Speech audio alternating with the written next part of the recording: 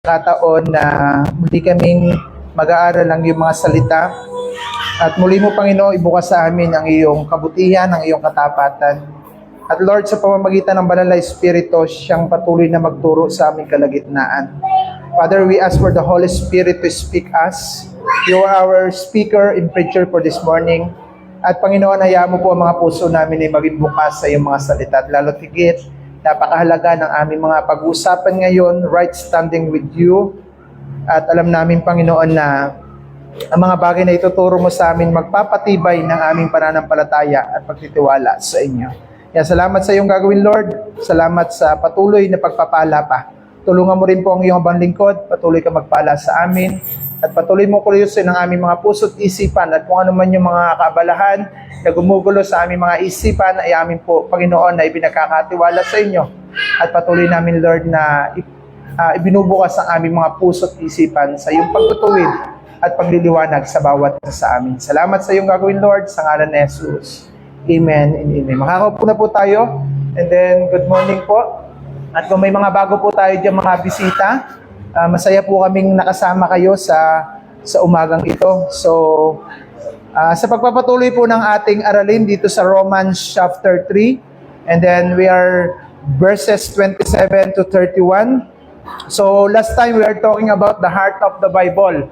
At nakita natin, pag yung heart of the Bible, nakita natin yung nais ng Panginoon na kung saan mailigtas tayo sa biyaya ng Panginoon. So sabi, ang Romans chapter 3, 21 to 31, it is the right standing with God. It's a free gift received through our faith in Lord Jesus Christ rather than earn something to keep by religious rule. Kaya nga last time, bago ko diretso yung ating pag-aaral, last time pinag-usapan natin mabuti kung paano tayo na-save, kung paano tayo na-iligtas, paano tayo napawalang sala, at kung paano tayo magiging righteous before the Lord. At yun ay sa pamamagitan lang ng ating Panginoong Jesucristo. Last time, we are give at 3 foundations of truth. Number 1 po doon, mayroong problema. At ang problema doon, lahat ng tao ay nagkasala. At we are fall short for the presence of God. So malinaw po yan.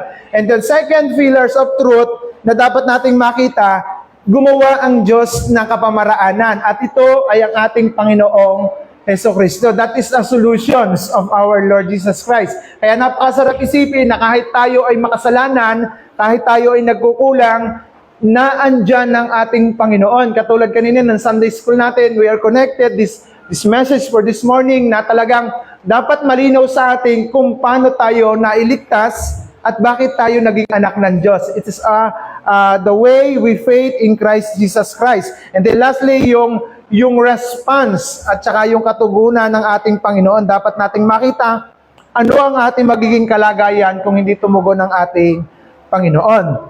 So before we go on, I will give 3 truths of passage. Number 1, the universal needs. So sabi last time, everyone has sinned and fall short in God's perfect standard. So meaning to say, no one can be earned salvation their own way. Okay? O kaya sa ating kapamaraanan. So, universal need, ang tao talaga ay nagkakasala madalas. Okay? At talagang sa pagkakasala ngayon, sabi ng Biblia, that because of our sin or our iniquity, we are fall short in the presence of God. Sinasabi dun sa talata natin last time, na ang lahat ay nagkasala, walang nakaabot. Doon sa verse 23, everyone has sinned, is far away from the God's saving presence. So, ibig sabihin, malinaw din sinasabi dun sa 23, dahil tayong lahat ay fall short sa God, talagang we are far away for the glorious of God. Parang malayo tayo dun sa pagliligtas at yung nais ng Panginoon sa buhay natin. Kasi malayo nga tayo dahil sa kasalanan. Pero, ang kagandahan dito, number 1 key of truths ay God's grace. Parang nire-review ko lang, that is a solution ng ating Panginoon. Pag sinabing God's grace, God freely declare a guilt people no guilt. So that is the redemptions na talagang as a gift of grace through our Lord Jesus Christ. Yun yung napakaganda na Kaya pala ako naligtas, hindi dahil mabait ako, hindi dahil member ako ng gawain ito, kundi ako ay bahagi ng katawan ni Kristo. Ako ay adopted as a sonship of our Lord Jesus Christ at talagang sa pamamagitan ng kanyang dugo ay natubos tayo. And then number 3 doon sa last time, the propitiation. So ibig sabihin, the cross of our Lord. Jesus took the fully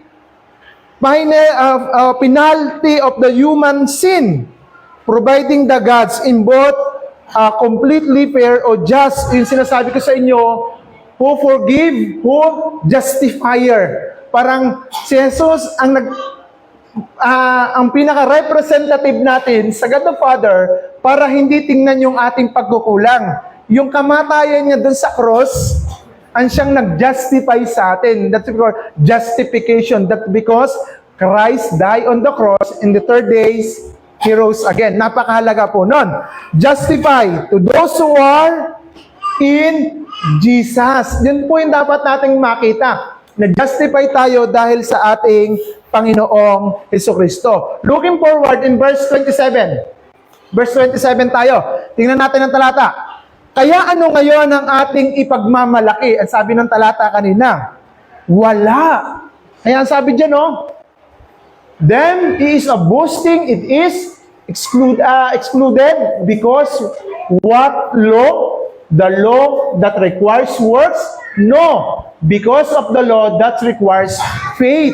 Ito yung maganda. Sabi niya, ay makikita ninyo, pag tunay ang isang tao sa Panginoon, hindi ito nakabase dun sa law. Kaya kuminsan, ang tao, maybe the Christian today, ito yung problema natin. Mayapat hindi tayo nakakasala sa ganong uri ng pagkakamali, ang dali natin mag-condemn. Are you following? Hindi yan gusto ng Panginoon. Kasi once na nag-condemn ka, halimbawa, nakakita ka ng tao, nakiapid.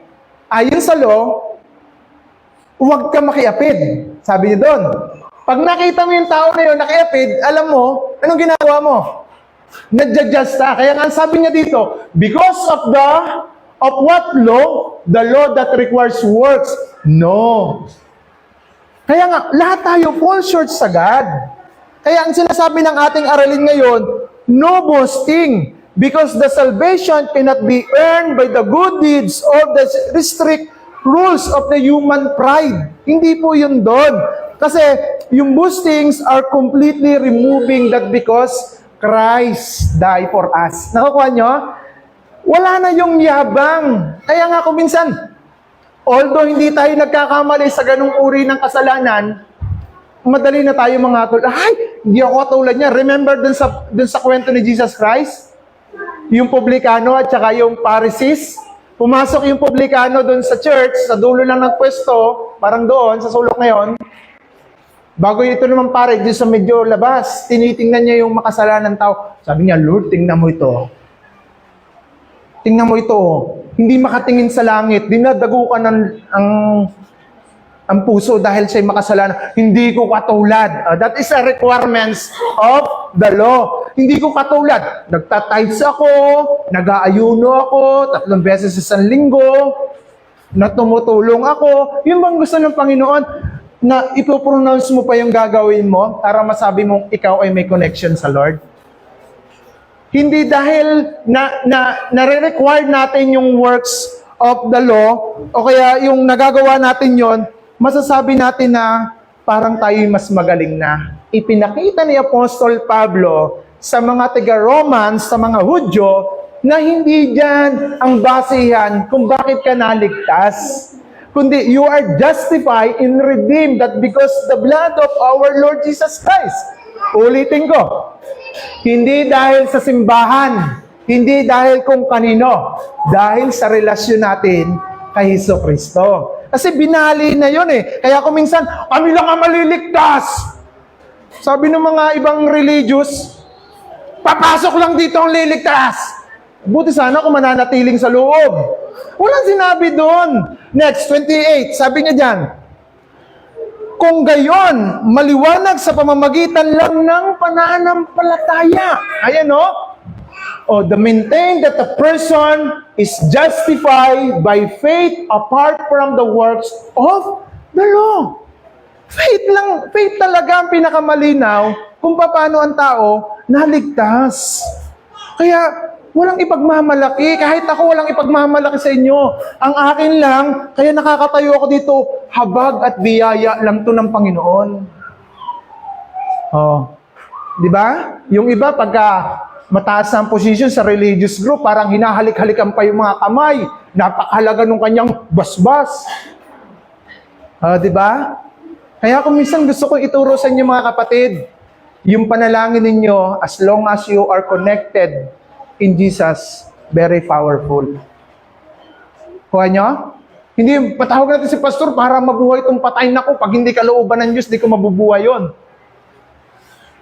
Ganun eh. Kasi, for we maintain that a person is justified by faith apart from the works of the law. Hindi yan. Hindi ko mo nagtatides tayo na, wow, mas malapit ako sa Lord kasi nagtatides ako.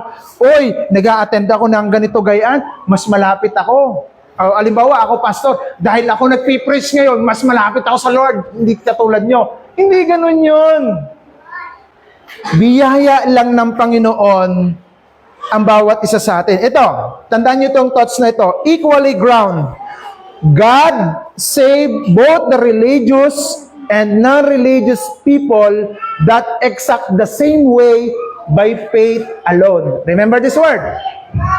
Tandaan natin, ang tao, maybe merong relihiyon or wala, pero kung ang tao exactly the same way by faith alone, ano yon? Maliligtas yun. Ay, pastor, bakit po may simbahan pa? Ito naman ay exercise na ipapakita natin na tayo sumusunod sa Panginoon. Okay?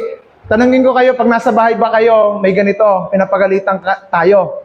Di ba, wala. Madali tayong gumawa ng mali. At wala kung minsan nagtutuwid sa atin yon. So, dapat equally ground. Ang Diyos ililigtas, both religious or non-religious, if you have a real relationship to our God. Kaya mga kapatid, ang challenge sa atin dito, siguraduhin po natin na meron talaga tayong relasyon sa Panginoon. Kasi yung law, bakit sinasabi dito ni Paul na yung law, hindi na yun eh. Kasi pero, hindi niya sinasabing walang kahalagahan ng law. Mamaya ipapaliwanag ko ng konti yon. So ipinapakita niya dito na yung law, ipinakita yan sa atin para makita kung saan tayo nagkakamali at kung bakit tayo mapapahamak. Nakukuha nyo? Kasi hindi natin alam kung saan tayo nagkamali eh. Hindi natin alam, masama pala magnakaw. Hindi natin alam, masama pala ang manghatol. Hindi natin alam yun. Nalaman lang natin yun that because the law, yun ang pinaka malalim doon. Kaya itong Romans na ito, sa chapter 3, 21 to 31, explain the humanity is right standing with God is a free gift received through our faith in Jesus Christ. Not, ito, remember this word, not by following religious law. Kaya minsan masasabi sa inyo, nako, pag hindi ka sumimba, hindi ka naligtas. That's we call a religious law. Tama po ba yun? Practices yun. Pag hindi ka naglagak, paparusahan ka. Ganun Yun ay mga religious Tandaan natin to ha. Not by following religious law. Because everyone has sinned. Jesus sacrificed, paid the penalty of our sins, allowing God to be both perfectly just and forgiving. Yun ang napakagandang makita natin dito. Kaya sabi ng 28, kung gayon, maliwanag sa pamamagitan lamang ng pananampalataya na pawalang sala ang tao. Kaya minsan may ganito tayong pananaw, ipag-pray natin, ipag-pray natin yung patay para maligtas. Ano mangyayari doon? Kailangan ng tao, as long as buhay ka, ngayon, magkaroon ka na talaga ng connection sa ating God. Tama po ba yun? Sa buhay ng isang Kristiyano. Napapansin niyo yun, Kaya madaling makalimutan, ay wala, lahat naman ata ginagawa na ng church na ito, na mapaalala na mayroon pong ganito, maging yung kalendaryo nyo, nagpapaalala sa inyo. Kaya napakapalad natin ngayon, iba yung nasa ilalim ng biyaya. So sabi pa din niya dito, the righteousness through our faith. Alam niyo, ganda yung monumental shift dito ni Paul eh. Sabi dito ni Paul, i-announce niya that the righteousness of God, yung sinasabi natin a perfect standing before God, is now available completely apart keeping the law. Yung ipinapakita dito ni Paul, lahat ng tao magiging perfect sa harapan ng Diyos dahil kay Kristo. Malinaw. Hindi dahil sa law. Hindi dahil natupad mo yung law. Dahil si Kristo sa buhay mo. Kaya, lagi ko inuulit sa inyo, kahit nagkukulang tayo, huwag kayong mahihiyang lumapit sa Diyos sa pamamagitan ni Jesus. Si Jesus ay laging nag-aantay para sa atin. That is a grace. Yun ang biyaya. Hindi katulad ng law, na kapag may kasalanan ka, bago ka makapasok dun sa synagogue nila, kinakailangan may dala kang tupa, pinakamahina na yung bato-bato. Ay ito, sabi nga ng Panginoon, sabi sa Romans 12, offer yourself as a blessing sacrifice. Amen? Are you following? Yan yung biyaya. Kaya hindi kayo nagtatrabaho, hindi tayo nagtatrabaho, hindi ako nagpastor para maligtas ako. I already redeemed, I already justified, I already saved by faith alone. Kaya kayo naligtas tayo dahil sa pananampalataya natin kay Jesus. Ay ano naman sinasampalataya natin kay Jesus? Ay basta sabi ni pastor eh. Hindi yun eh. Yung ginawa ni Jesus dun sa cross. Kaya binabanggit dito ni Paul, yung requirements of the law, tinapos na ni Jesus ito dun sa cross. Kaya hindi ko naman sinasabi na, ay okay na palang gumawa nung pinagbabawal sa 10 utos. Hindi ganon. Pag binago ka ni Jesus at babaguhin tayo. Amen? Are you following? Number 2, yung aking dogs. Number 2 dito, yung word of, ulitin ko lang, justifications and propitiations, yung katibayan. Ito yung sinasabi ni Paul. All have sinned are fall short for the glory of God. The humanity could not save itself. Kaya niyo po ba iligtas ang sarili natin? Kaya ba natin baguhin ang sarili natin? Sa tulong at biyaya ng Panginoon. Ngayon, malalaman niyo po ba kung ano yung sakit natin na dapat gamutin spiritually kung wala yung Word of God? Malalaman po ba natin na ito ay hindi tama kung walang ganito? Malalaman mo ba tama ang relationship mo sa Lord kung walang ganito? Kasi ang sabi ni Paulo, for we maintain that a person is justified by faith apart from the works of the law. Kaya minsan may sarili na rin tayong batas, sa pagsimba, pagka hindi masyadong busy, ang batas ko, sisimba ako. Ang batas ko naman, pag maraming labahin, hindi muna ako sisimba, that is my law. Nakukuha nyo? Hindi na nga ganun eh.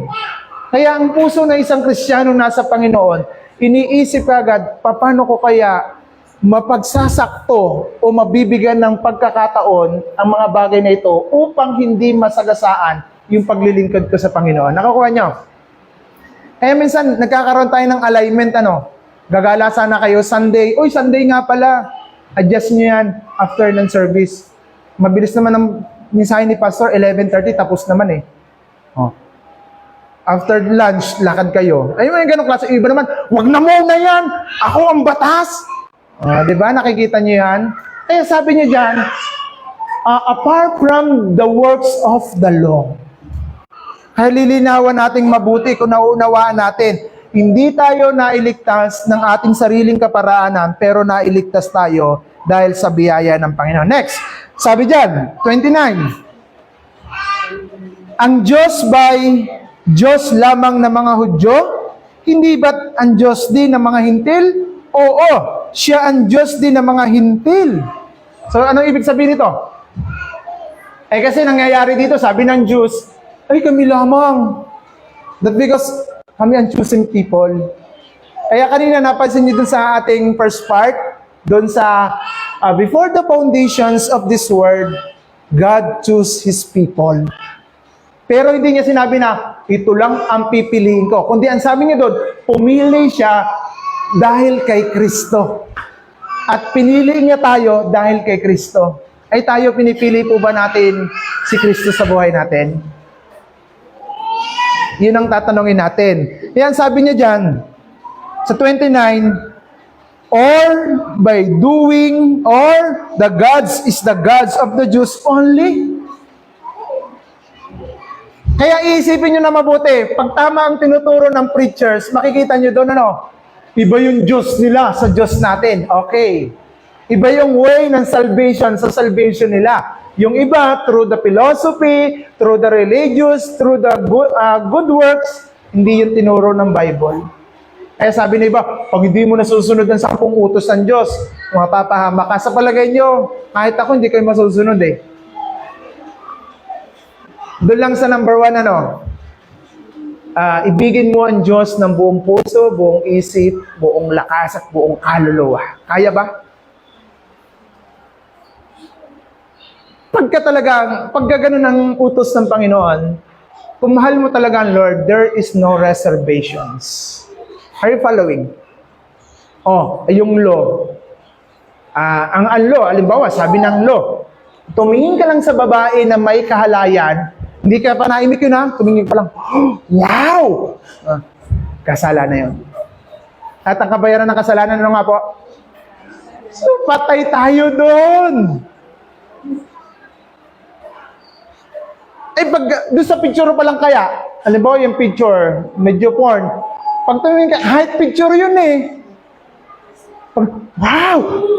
Kahit na lang yun, image lang yun, basta pumasok yung lust of the flesh, you are considered na nagkasala. That is the law. Araw-araw we are commit sin. Pero titingnan natin, paano na lang tayo ililigtas dyan? Kung ang gusto lang ng Diyos na iligtas ay Jew. Pero sabi dito ni Paul, God is the God of the Jews, or the Jew is only, is not. Hindi lang. At ang sabi pa niya dyan, ang Diyos ba ng mga hintil? Ay ganun din? Hindi, sabi niya dyan, or the Gentile too? Hindi, there is one God.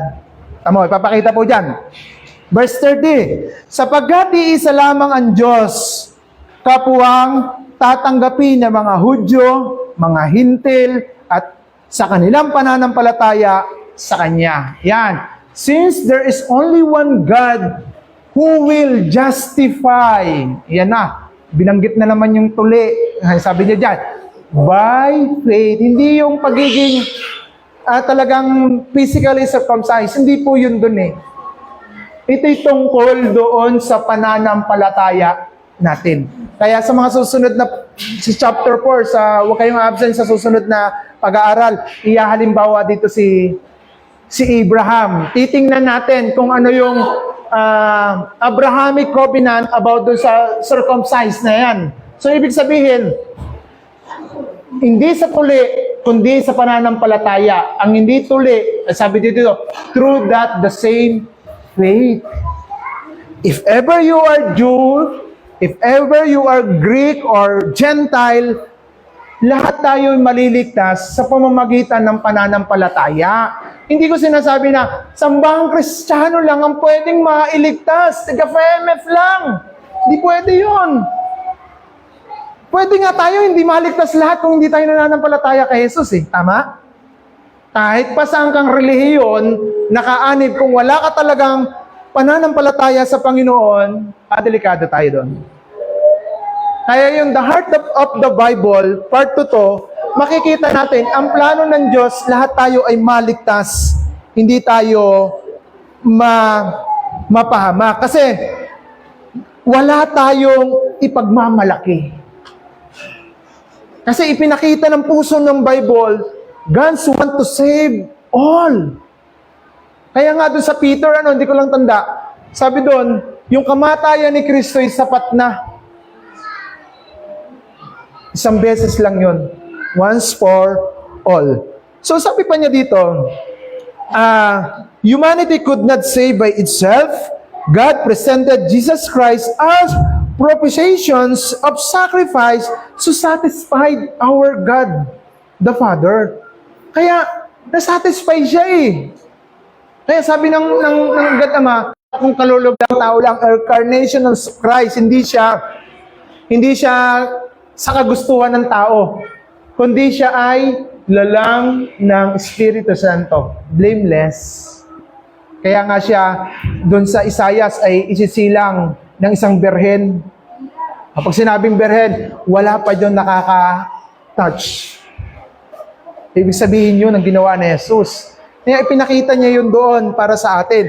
Kaya sabi niya pa dito, satisfy for the God's righteousness the angers against the sin. Kaya nga sabi dito, this is allowing God's to be both just a sinner's punish or justifiers to those who are faith are forgiven.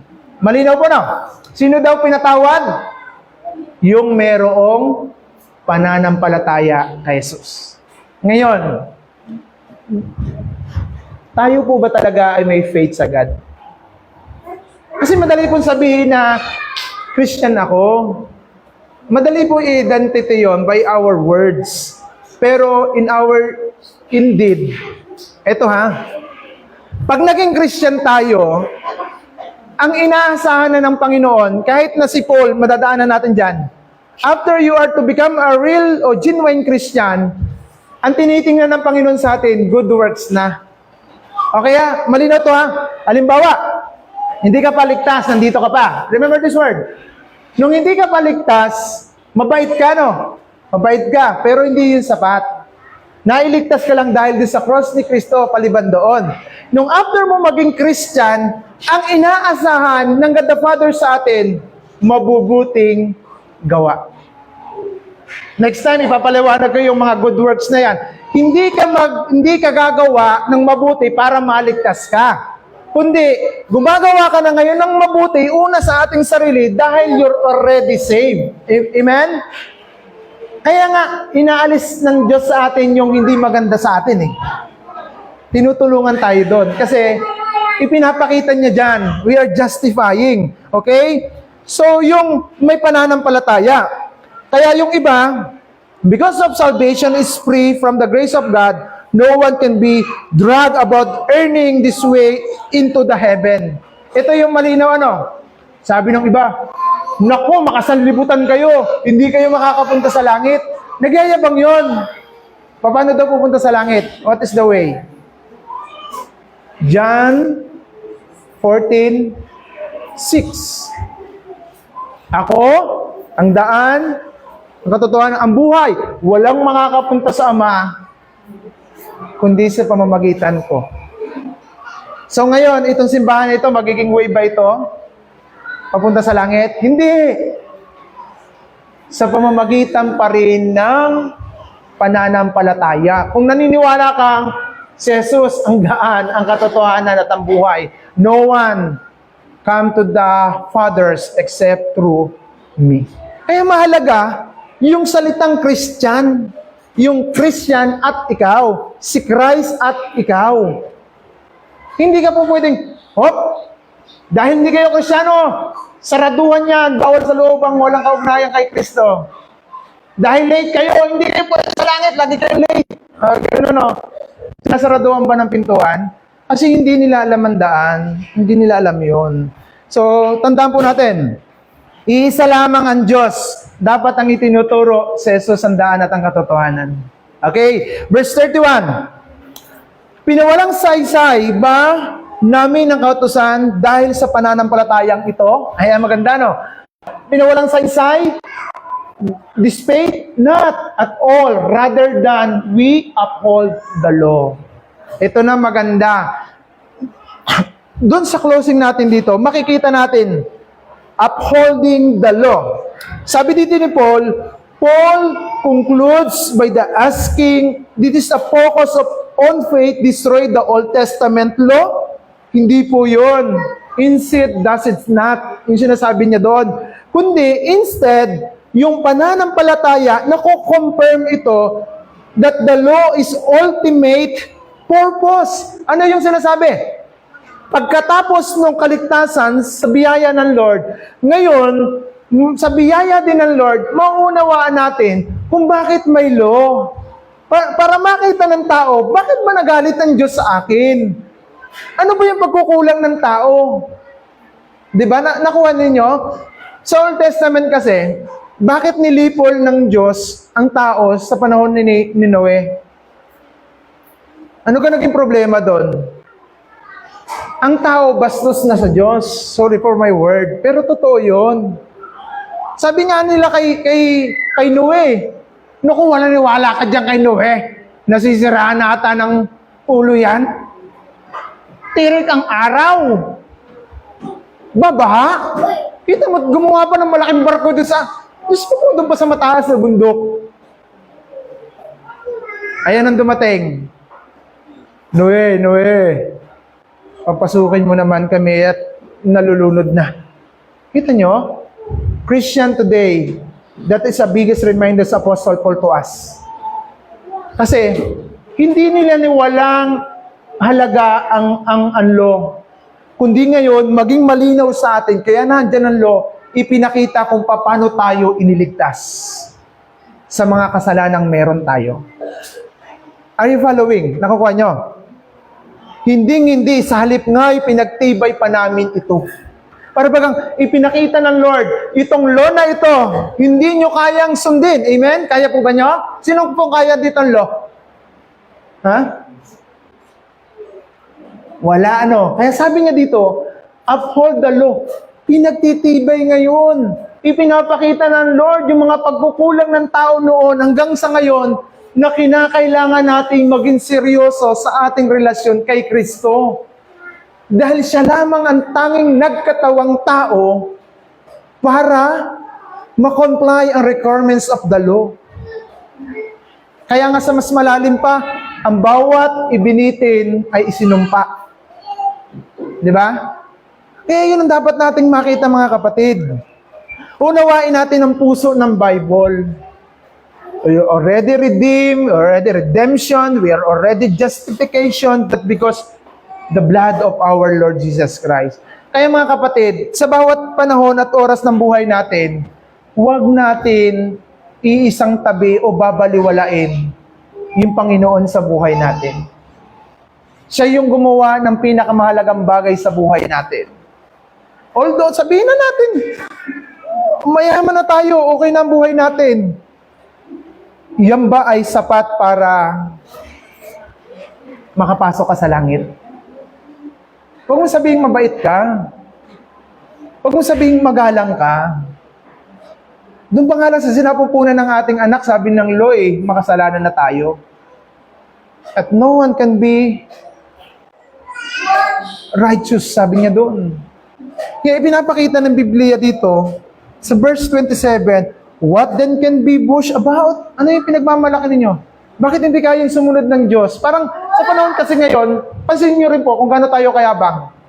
Gaano kayabang yung ibang mga Christian ngayon? Yung linggo, hindi nila nire-respect yun. Are you following? Maging tayo sa ating sarili. May pagkakataong ganon. Amen? Ginalang ba natin yon? Doon pa lamang mananagot na tayo, pero buti na lang. Hindi by works ang kaligtasan. Buti na lang is free gift from our God. Kaya ibig sabihin ko, we need to emphasize this, mga kapatid. Hindi ko sinasabi ito dahil ako'y manggagawa. Sinasabi ko ito dahil ito yung sinasabi ng Bible sa atin. Na hindi ko mo Christian tayo, kahit hindi na tayo nagpapakaseryoso sa Kanya, okay na yun Hindi Kung talagang totoo kang Kristiyano, yung sinasabi niya, we uphold the law. Nakikita mo na, ay, kaya pala, kailangan ko nang iligtas. Ito pala yung malaki kong mga pagkukulang sa Panginoon. Isipin natin itong mabuti mga kapatid. Remember this word. Yung propitiations, yung pinagtibay ng dugo ni Jesus para sa atin, alam niyo ang resulta talaga nito? Yung cross ni Jesus can be demonstrate that God is perfect and just. Yung hindi mo kaya, ginawa niya. Bago tayo Mahirap po bang makinig sa salita ng Panginoon? Mahirap po bang ilagak yung pagkakataon para sa Lord, yung araw na ito, para makita natin kung ano pa yung kulang sa atin? Kaya nga last time we're talking about dun sa mga excuses natin, sa mga ginagawang kadahilanan natin, hindi tayo makaka-attend, hindi tayo makakapunta. Tingnan yung mabuti kung paano tayo nagyayabang doon. Hindi kasi yung pagyayabang, mapera ko. Yung ipakita mo na parang walang halaga sa'yo, yung ministeryong iniwan ng Panginoon sa atin. Dahil ipinakita dito ni Paul para sa ating lahat. Napaki-plus nga uli ng 23. Sapagkat ang lahat ay nagkasala at walang sino man ang nakaabot sa kalatian ng Panginoon. Isipin ko itong mabuti. Kasi, kung sasabihin ko sa inyo na okay lang yung ginagawa nyo, hindi na rin ako magtsatsaga magturo nito. Kasi until now, hindi natin alam bakit kinakailangan natin makinig at mag-aral ng salita ng Panginoon. Kasi until now, we do not understand paano tayo naligtas at bakit tayo kinakailangan iligtas. Nakukuha natin yon. Huwag tayong maging katulad ng mga Jews, ng mga Israelite during the time. The Lord always performed the miracle and wonders. Tama? Isipin niyo ito. Ganito yung biyaya, ha? Before sa panghuli. Ito yung biyaya ng Lord sa panahon nila. Ganito yung napaka-masakit para sa Lord, eh. Inilabas ng Lord ang mga Israelita saan? Sa Egypt. Dinala, syempre dadaan sa desert talaga. Talagang yun ang daanan doon. Ngayon, doon sa desert, wala dong magtatanim. Tama? Wala din yung tubig. Kuha nyo? Nakikita nyo? Wala doon kapamaraanan para mabuhay ka maliban na makatawid ka doon. Pero anong ginawa ng Diyos? They supply continually the manna. Anong ginagawa ng tao? Anong ginagawa ng mga Israelite during the time? Nagre-reklamo pa. Lord, bakit po lagi na lang ganito? Lord, papatayin, nilabas mo ba kami sa Ehipto para patayin sa uhaw? Wala silang ginagawa doon, pero ang lakas ng loob magreklamo. Kaya nyo, yun din yung kaligtasang meron tayo. Bakit lagi na lang may linggo? Bakit kinakailangan matay? Bakit kinakailangan may mga ganito? Bakit kinakailangan may prayer meeting? Bakit kinakailangan mayroong Sunday school? Mayroong ganito gayaan? Bakit may fellowship? Wow! Can you imagine that? Are you serious? You are Christian? Ginagawa to ng Diyos para makita mo yung plano niya para sa atin. Tayo, sino po ba makakapagdugsong ng buhay sa inyo? Sa bawat araw. Kaya po ba nyo? Mga kapatid? Kaya nyo po i-extend ang buhay ninyo? Kaya? Hindi. Sabi ng Matthew, no? Sino yung nag-iisip, nag-aalala, nagtatrabaho ng sobra na nakapagdagdag ng buhay sa kanya? Wala. Kaya kung minsan, nagdadagdag pa nga ng extension ng buhay natin para ma-enjoy natin yung salita ng Panginoon. Nagtuturo, wag mong gawin to, don't do that. Mag-escape ka dyan, itong gawin mo sa ating Panginoon.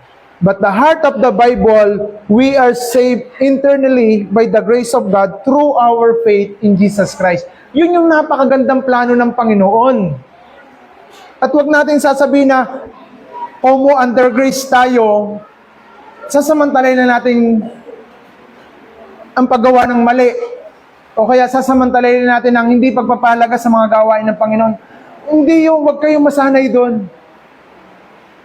Kasi, yung Israelita, binibigyan ng Panginoon ng pagkain.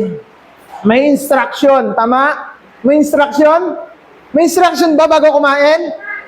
Sabi ng Lord, o sige, sa umaga, papapatakin ko yung mga tinapay, manguha kayo. Kainin nyo ang kaya mong kainin. Huwag lang kayong magtatago. Oh. Para maganda same sa Genesis. 6 na araw, gawin mo ang gusto mo. Ikapitong araw, magpahinga naman yung katawan mo. Maglingkod ka naman sa akin. Para bagang yung pagmamahal sa sarili, pagpapakita sa pagmamahal din sa Lord. I heard the same in Ephesians chapter 6. Kung gumagalang tayo sa Panginoon, ginagalang natin mga magulang natin. Hindi sasabihin na, ginagalang ko ang Diyos, pero minumura ko ang nanay ko, ang tatay ko. Yun ba yung paggalang sa Lord? That's a wrong idea. Kaya sabi ng Panginoon, gusto mong ipakita yung paggalang sa akin? O sige, mahalin mo ang parents mo, honor your father and your mothers. Nakukuha nyo? Yun ang dapat nating makita. Nasa lo ba yun? Oo, that's a commandment. Kaya huwag niyo sasabihin na, mahal ko ang Lord, pero hindi mo naman mahal yung kapatid mo. Hindi mo mahal yung kaaway mo. Huwag ko sasabihin mo, mahal mo ang Lord. Ayan, sabi ng first gen, ang sino man nagsasabi na minamahal niya ako, pero nagagalit naman sa kanyang kapatid. Ang tawag ng Bible, ano? Anong tawag ng Bible doon? Sinungaling. Ang sabi pa ng John, kung ikaw ay sinungaling, sino ang ama mo? Ang diablo. Kaya tayo, for being a Christian, if you're really true, you're Christian, maging totoo po tayo sa Panginoon. Seryoso ang ginawa ng Diyos para sa atin. Amen? Kaya tayo mga kapatid, for the last part, thank you sa napakalaki mong plano para sa amin na mailigtas kaming lahat. Kaya Panginoon, alam namin crucial ng aming mga pinag-aaralan. Pero ngayon, ang ginagawa namin ngayon, ito ba talaga ay nagpapakita na kami ay mayroong tunay na relasyon sa iyo? Ito ba ay nagpapakita na kami ay ganap na ligtas at tunay na mayroong ng kaugnayan sa iyo, Panginoon? Kaya Panginoon, kilusin mo po ang puso at buhay namin. Tulungan mo kami maging totoo sa lahat ng pagkakataon. Tulungan mo kami na patuloy na maranasan ang iyong biyaya, hindi lang sa mga bagay na meron kami ngayon, kundi sa bawat araw na may buhay at lakas kami, sa bawat araw na nasisilayan namin ang iyong nilika, sa bawat araw na nakikita namin yung aming mga mahal sa buhay, nakikita namin yung mga opportunity na binibigay mo sa amin, at sa maghapon na pag-iingat mo sa amin, Lord, patuloy din namin nakita ang iyong katapatan doon. Kaya Panginoon, we ask for the pardon. Dahil at kami kuminsan, binabaliwala namin yung mahalagang bagay sa buhay namin. Turuan mo po kami, starting to this day, na ma-realign ang aming kaisipan at pananaw sa paglilingkod sa iyo. Hindi ito para sa church, ito ay para sa amin na nagpapakita na kami ay bahagi na iyong nailigtas at patuloy na naranasan ng iyong biyaya. Kaya salamat, Lord, sa pamamagitan ng iyong anak na si Jesus, na siyang napako, namatay at nabuhay ng muli sa ikatutubos po ng aming mga kaluluwa, sa ipagpapalaya namin sa kasalanan at sa ikaayos ng uri ng pamumuhay namin ngayon. Kaya salamat, Father God, i-bless mo po kami at pagpalain mo po kami lubos. Salamat po sa ngalan ni Jesus. Amen and amen. Magandang umaga po sa ating lahat.